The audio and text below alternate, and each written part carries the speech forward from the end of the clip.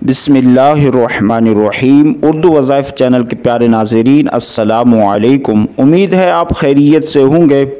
दोस्तों, आज का ये जो अमल है, ये कुरानी अमल है। ये कुरान पाक की एक छोटी सी आयत का वजीफ़ा आपकी खिदमत में पेश किया जा रहा है।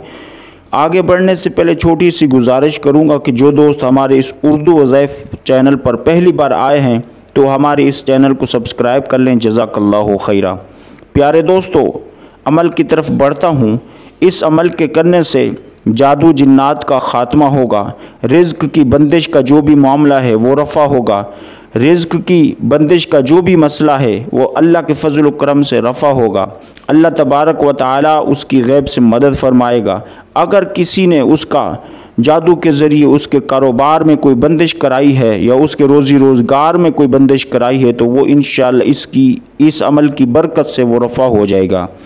और इसी तरह किसी के घर में जादू जिन्नात का बसेरा है, जिन्नात का बसेरा है या जिन्नात के असरात हैं, तो वो भी इस अमल को किसी भी वक्त दिन में या रात में एक मरतबा कर ले।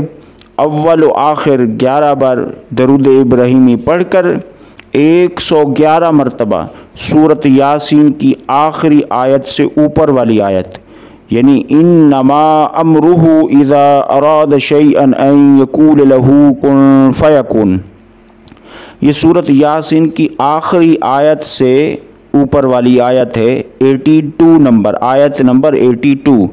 इसको आप 111 मरतबा पढ़कर अपने नेक मकसद के लिए रब की बारगाह में दुआ करें। न सिर्फ इस अमल की बरकत से आपके मकासद पूरे होंगे, बल्कि ये कुरान पाक की आयत है, इसके पढ़ने से आपको सवाब भी मिलेगा, सूरत यासीन की बरक़ात भी नसीब होंगी। अस्सलामु अलैकुम।